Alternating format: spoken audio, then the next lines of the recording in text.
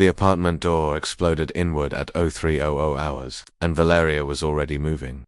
She'd heard the telltale hum of gravitic dampeners 3 seconds before breach Mocha hour for the Calaxian Enforcement Bureau. On Earth, she'd grown up in the Detroit Reclamation Zone, where you learned to sleep with one eye open, or you didn't wake up at all. The faint vibration through the building's superstructure had jolted her from dreams of red Martian dust into cold, calculated awareness. Victor, her Thesian roommate, wasn't so lucky. The 7-foot crystalline being had been deep in his regenerative cycle, his translucent form pulsing with bioluminescent dreams in the sleeping pod across their shared quarters. The first operative through the door had a neural disruptor trained on him before his consciousness even began to surface. Freeze, Victor said, and harmonics. You are under arrest for unauthorized data dissemination and conspiracy against the Galactic Commerce Authority. There were 4 of them, Calaxians, all of them, with their characteristic iridescent exoskeletons and compound eyes. They wore the matte black armor of internal security, the kind of operatives who made people disappear into detention centers on the outer colonies. Each carried weapons that could vaporize a being in seconds. They had clearly expected a simple extraction. 1 sleeping Thesian whistleblower, 1 compliant human witness. Easy. They had no idea what Earth had bred. Valeria moved like water, like shadow, like the Detroit street fighter her father had trained her to be. The nearest operative never saw her coming. She'd rolled from her bunk, grabbed the McGrinch from her toolbox, and struck in one fluid motion. The wrench connected with the sensor array on the operative's helmet with a satisfying crunch. Sparks flew. The Calaxian stumbled backward, his targeting system scrambled. Contact. The human is. She didn't let him finish. Her foot swept his legs, enhanced gravity on the station making her Earthborn strength devastating. The operative went down hard. Valeria stripped his sidearm in the same motion her father had taught her 20 years ago in the ruins of old Michigan. Some skills you never forgot. The second operative pivoted, disruptor rising. Valeria was faster. The stolen weapon bucked. In her hand she'd never fired Calaxian tech before, but a trigger was a trigger. The energy bolt took him in the shoulder, spinning him into the wall. His armor held, but the impact knocked him senseless. Stand down. The third operative had her weapon pressed against Victor's crystalline skull.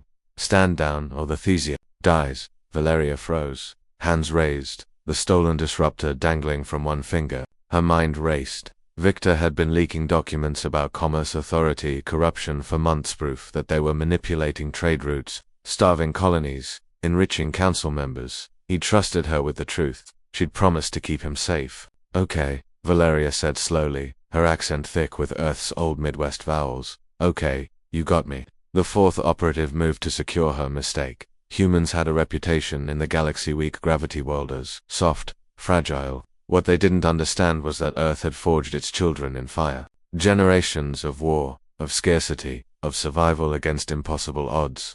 Valeria's ancestors had clawed their way up from the nuclear ashes, had rebuilt civilization with bleeding hands and unbreakable will. She dropped the operative's reaching hands, grasping air. The disruptor came up 1 shot center mass.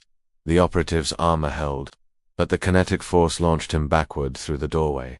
The third operative's attention wavered for a fraction of a second. Victor, now fully conscious, acted. His crystalline arms shot out razor-sharp edges slicing through the disruptor.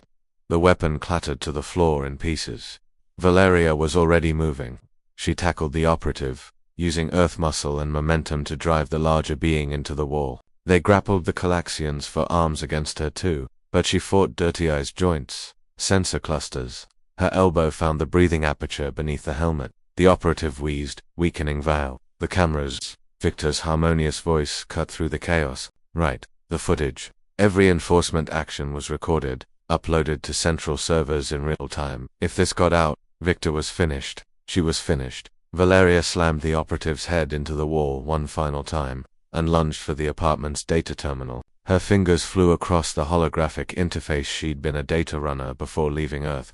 Had paid for her colony passage by cracking corporate encryption.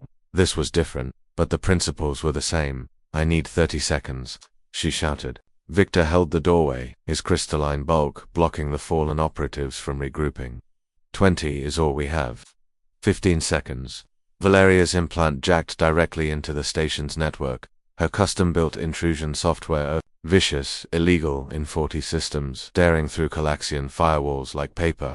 10 seconds, she found the surveillance feeds, the local buffer, the upstream connection to central servers. 5 seconds, she unleashed the worm. It ate data like wildfire, corrupting, deleting, rewriting checksums to hide the gaps. The last hour of footage from their corridor simply ceased to exist. Got it, move. They ran. Victor's long strides carried him down the corridor while Valeria sprinted behind, her Earth-conditioned lungs barely straining in the station's thin atmosphere. Behind them, she heard the operatives rallying, calling for backup. But there was no footage, no proof. Just for confused operatives and a story nobody would believe. They disappeared into the service tunnels beneath the station.